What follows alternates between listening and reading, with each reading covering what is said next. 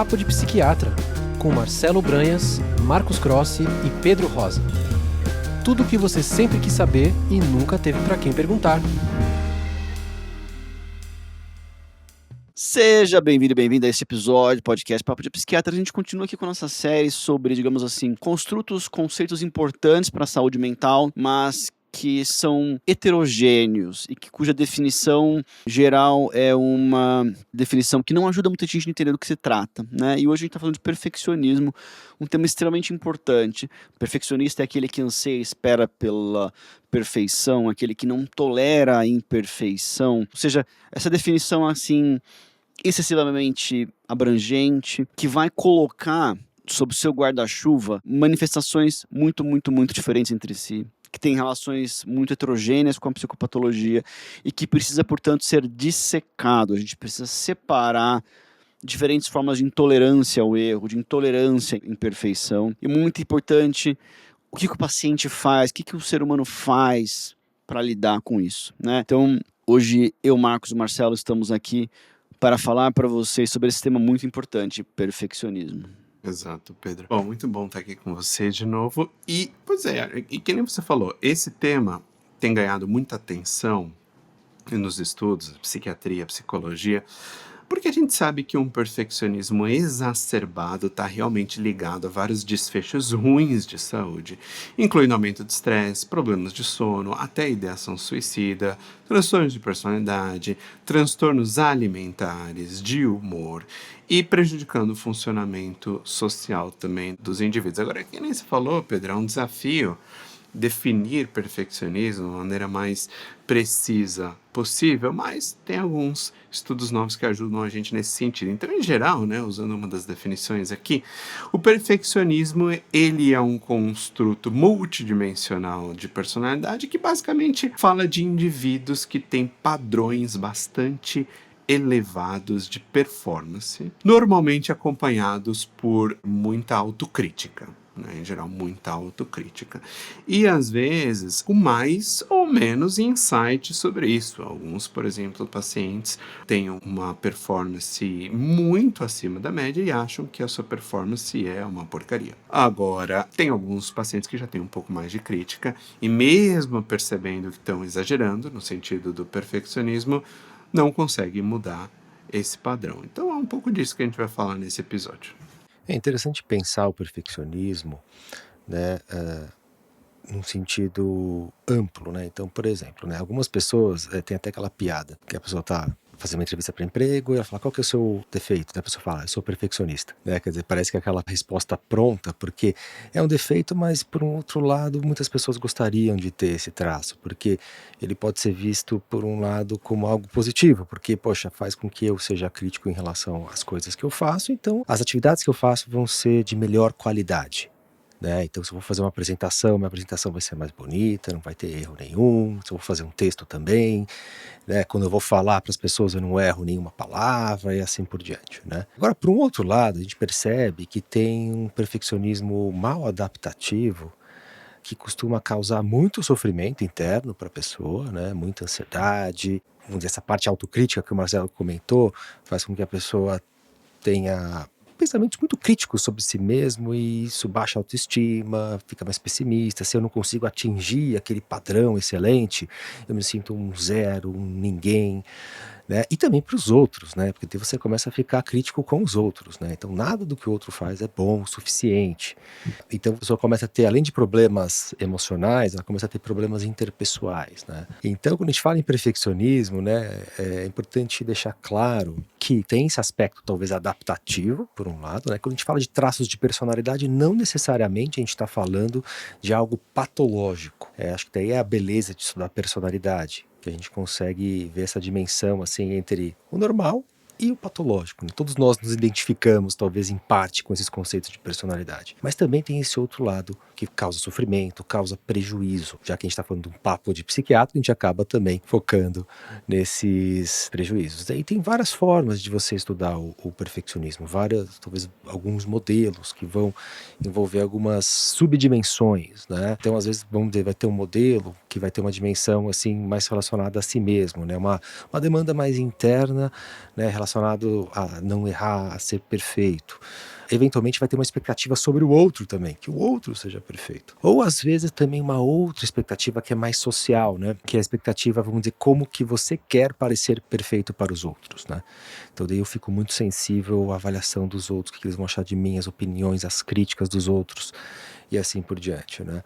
Então estudar esses pequenos traços ajudam a gente de alguma forma individualizar o tratamento de cada pessoa, porque às vezes a gente vê lá uma pessoa perfeccionista, tem uma questão de autocontrole, muitas vezes, né, em direção a esse perfeccionismo, mas tem essas subfacetas, e que daí uma pessoa tende mais para outra, para uma faceta específica, né, e a gente consegue individualizar mais, e o tratamento ser mais específico. Isso ajuda a planejar a psicoterapia, por exemplo. Então é interessante a gente falar disso para vocês hoje.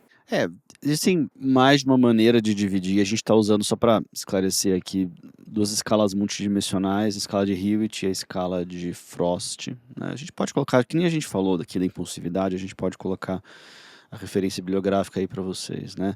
E a ideia é sempre destrinchar, dissecar esse conceito, como o Marcos já introduziu aqui para gente, com diferentes perspectivas. O que é imperfeito, o que é inaceitável, como é que o indivíduo se relaciona consigo mesmo em relação a isso, como é que ele se relaciona com o outro, e talvez, como a gente sempre busca aqui, a gente falou disso no episódio de impulsividade, de onde vem isso, né? Como é que o indivíduo construiu uma perspectiva de perfeccionismo ao longo da vida. Nós somos daqueles que acreditamos que a melhor maneira de entender o desenvolvimento mental humano é através da teoria do apego, e isso traz pra gente a perspectiva de que a relação parental ela é fundamental, né? Então isso é algo bastante bem documentado, organizado, epistemologicamente válido, com um caminhão de evidência, e que muitas vezes as expectativas parentais contribuem para isso. Às vezes muito positivamente, porque certamente os pais devem ter expectativas sobre os filhos, às vezes de maneira mal adaptativa, né? Por não ter expectativas, e aí talvez não é o nosso tema hoje, está falando de perfeccionismo, mas de ter expectativas excessivas. O que é uma expectativa excessiva? Não é especificamente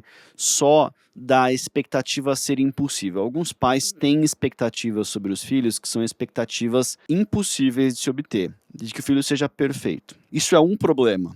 Um outro problema paralelo que pode acontecer junto ou não é o que a gente chama de apego condicionado, que significa que o pai vai demonstrar presença, o pai ou a mãe, ou a figura parental, vai demonstrar, digamos assim, amor, apego pelo jovem mediante um determinado comportamento. Isso não significa que os pais devem tolerar, elogiar, reforçar um comportamento que não seja apropriado. Se o indivíduo não faz seus deveres, se ele não age com responsabilidade, se o jovem age de maneira desrespeitosa, os pais têm a responsabilidade, sim, de educar, corrigir. A questão é se isso é feito de uma maneira em que o jovem sinta que o amor do pai ou da mãe foi suspenso em função daquele problema e que aquilo só é entregue de volta mediante o jovem se manter numa linha estreita de comportamento que agrada ao pai e à mãe. São coisas muito diferentes. E a gente sabe que esse apego condicionado, né, que o amor ele é incondicional, deve ser de maneira nenhuma sem que isso implique tolerância a todo o comportamento do jovem, mas a demonstração de apego somente com uma quantidade estreita de comportamento que francamente com muita frequência é determinado arbitrariamente pelo pai do que ele entende que é um ser humano ideal.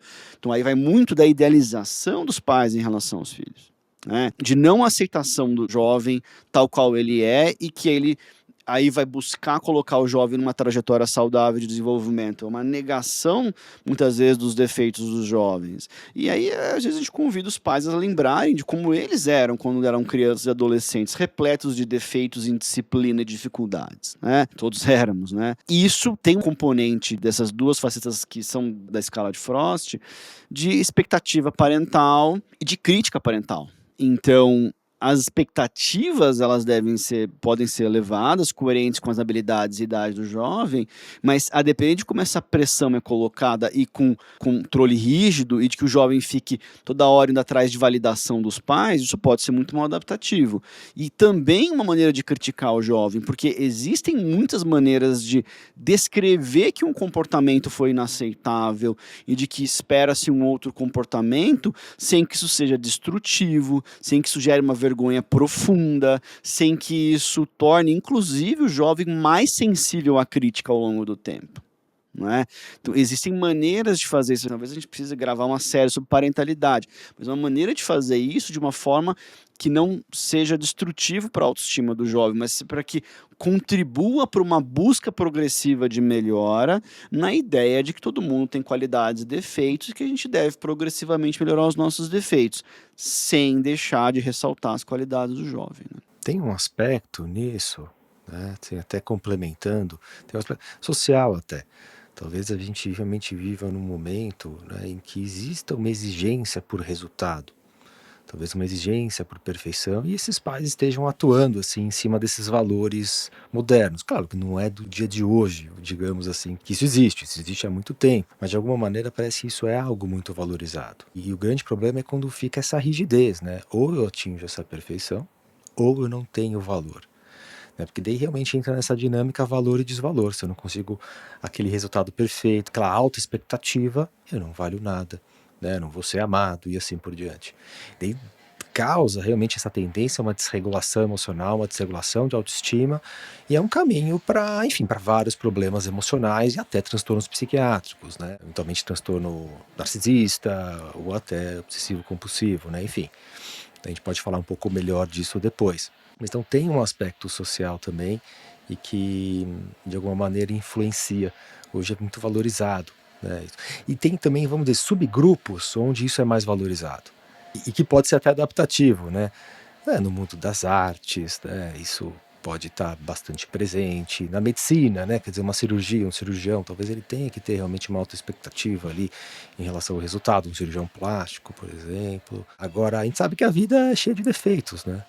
Então, a gente tem que saber flexibilizar e isso não ser um valor primordial para que, de alguma maneira, a gente consiga se regular melhor, né? Quer dizer, ter uma diversidade maior de valores e há mais na vida do que ser perfeito, do que não ter falhas, né? E muitas vezes o perfeccionista, assim, excessivo, tem esse problema, né? De, ao longo do desenvolvimento, quando ele não tolera falhas, a gente sabe como a falha, o erro, ele é importante para o aprendizado, né? Então, no final, parece também que isso prejudica ele atingir o resultado que ele quer. Então, acaba sendo realmente não adaptativo, muitas vezes, né? É aí que vira um problema. Nesse ponto, né, bem que você está falando, Marcos, é que, bom, até para ajudar, que nem vocês falaram no começo, né, de que, poxa, na entrevista de emprego, meu defeito é que eu sou perfeccionista, né? Bom, parênteses, né? Na minha opinião, não pega bem falar isso, né? No sentido de que a gente pensar, bom, como que você então desconfiar se está sendo um problema ou não? Porque você ter uma alta expectativa de padrão das coisas, em si, pode não ser um problema. O problema é quando isso é muito rígido. Ou seja, né, por exemplo, imagina que você vai estar lá, você não consegue balancear, a depender da tarefa que você está fazendo, o quão é importante que seja perfeita. Você está mandando uma mensagem, você vai tratar uma mensagem de WhatsApp com o mesmo rigor linguístico de que você está escrevendo um artigo científico ou algo de literatura. Você está fazendo uma coisa simples, né? Você está indo num supermercado comprar alguma coisa, mas se você não chegar a empacotar tudo direitinho, ter certeza que você comprou tudo. Então, assim, o problema é quando você consegue ajustar esse alto padrão de performance ou estilístico, né, para a tarefa que você está fazendo. Esse que é o problema. E ficar extremamente preocupado de cometer um erro, de mandar algo que está errado, você mandou um e-mail, ele não está perfeito, sendo que é uma pessoa que você se comunica toda hora. Então, assim, esse que é o problema que você tem que pensar. Você tá prioridades, né? Você está no seu trabalho e você tem que manter absolutamente tudo organizado, mas tem uma tarefa que ela é mais importante você ter um deadline, um prazo menor para ela, e as outras podem ser deixadas de lado naquele momento, né? Ou, por exemplo, poxa, óbvio que se você for o tempo todo mais, assim, esculachado, por assim dizer, é óbvio que você não vai ter um apreço social. Então tem que ser tudo perfeito. Você vai buscar um iFood lá embaixo do seu prédio, você tem que, quer dizer, ver se você tá com o cabelo penteado, né? Quer dizer, usando uns exemplos meio bobos, mas, assim, o problema do perfeccionismo rígido é que ele não se adequa nem à circunstância, nem aos prazos, nem às pessoas com as quais você está falando. Ela é mais inflexível, esse é o problema. E isso que acaba, de certa forma, acarretando no maior risco para problemas mesmo em termos de transtornos mentais, como os de personalidade, como alguns até aspectos dos transtornos alimentares. Então a gente vê o quão flexível é e o quão adaptável ou não é ao contexto, né? A gente falou no episódio passado sobre impulsividade, nessas duas facetas de falta de premeditação e falta de persistência, né? Que são muito relacionadas à baixa conscienciosidade. Perfeccionismo, a maior parte dos profissionais automaticamente associa perfeccionismo à alta conscienciosidade. E a importância de dividir um conceito muito heterogêneo em facetas mais homogêneas é perceber que, de fato, principalmente uma faceta de perfeccionismo tem relação com a alta conscienciosidade aí pela escala de Frost, que é a de organização. A propensão à ordem, controle, persistência, foco nos detalhes e trabalho sucessivo, persistente, a despeito de adversidade para resolver detalhes e falhas. Isso é uma característica de perfeccionismo, ele chama aí de organização. Essa propensão, ela tende a ser adaptativa, ela pode ser mal adaptativa, inclusive nas apresentações, por exemplo, transtorno de personalidade obsessivo-compulsiva, a gente tem um episódio sobre isso, tá? Mas ela tende a ser positiva. Por quê? Porque a nossa sociedade, ela valoriza estudo e trabalho. Então, se você trabalha muito, se você detalhista, se você tem um foco, uma persistência, muitas vezes as pessoas falam a diferença entre o sucesso e o fracasso é o cara continuar. Não é necessariamente ser um gênio. É não desistir. E muitas vezes não sempre, mas alguma coisa que falha, ela persistida teria sucesso. Persistir na tarefa, muitas vezes, traz oportunidades de solução de problemas. E quem tem essa propensão aproveita esses louros, essas boas consequências, digamos assim, né? Agora, existem outras facetas que elas às vezes ajudam, às vezes não ajudam, mas para preocupação com erros, que envolve um sofrimento com medo de falha, autocrítica elevada e até isolamento social pela imperfeição. Isso tende a ser mal adaptativo. Isso tem uma relação muito com emoções negativas, isso tem uma relação muito com isolamento social. Aí entra muito neuroticismo, uma introversão grande. Isso é mal adaptativo, porque isso gera muita psicopatologia, depressão, transtornos de ansiedade social, inclusive, envolve aí, né? Agora, a gente vê muitas pessoas muito perfeccionistas também que têm uma grande dificuldade de tomada de decisão, a propensão à hesitação e muita dúvida. Isso também não é saudável, porque por mais que haja uma necessidade de reflexão, e olha, a gente falando de impulsividade, de falta de premeditação, falta de persistência, alguém que não premedita as coisas, não reflete, tem um problema, mas aquele que pensa demais, vai além da conta, não vai valer a pena, né? Então, um exemplo aqui é um indivíduo que, quando tem duas rotas no Waze, uma de 15 e outra de 20 minutos, ele fica 10 minutos decidindo. Vocês perceberam que a conta não fecha. Você fica lá no Netflix, tem uma horinha para assistir antes de dormir, você fica 30 minutos escolhendo. Olha, temos um problema. Não estou dizendo que é uma brincadeira aqui do Netflix e também do Waze, mas apliquem isso para a vida em geral, né? Das pessoas gastarem muito tempo nessa dúvida, a escala que chama de doubts about actions, dúvidas sobre ações, né? Algumas pessoas muito evitativas têm essa propensão, né? E tem aquilo que eu falei de expectativa parental e crítica parental e de uma questão de padrões pessoais. Aí eu acho que mesmo nessa escala você tem uma perspectiva bastante heterogênea e a gente usa uma outra escala para entender melhor o que isso significa, né? Porque padrões pessoais podem ter muito a ver com o indivíduo ter uma moral muito clara, às vezes rígida, às vezes o que ele espera dele mesmo, com grandes expectativas, mas entra uma outra perspectiva, às vezes, de uma intolerância que o outro veja as próprias falhas. Claro que a gente quer ficar bem na fita. É claro que a gente quer que o outro ache que a gente é legal. E olha como é que as redes sociais criaram uma armadilha pra gente, onde todo mundo fica achando que a vida do outro é perfeita porque o indivíduo constrói lá uma persona e meticulosamente expõe vulnerabilidades de uma maneira estratégica para se mostrar humano, para dar aquela humanizada, mas na prática o cara tá ali mostrando uma perfeição. Eu sou um gênio, eu sou uma pessoa, nossa, eu venço todos os desafios. Não, foi sofrido, mas eu venço todos os desafios. As pessoas adquirem uma propensão muito grande para não mostrar aquelas vulnerabilidades reais, aquelas vulnerabilidades dolorosas, aquelas vulnerabilidades que são difíceis de sobrepor, de vencer, porque de fato todos nós temos isso, né? Então a gente tem que ter essa diferença aqui, uma evitação, quer dizer, tentar soar perfeito, talvez chamado de perfeccionismo socialmente prescrito, de que se os outros achassem que a gente tem que ser perfeito, a percepção de que o outro deve nos ver com perfeição. né?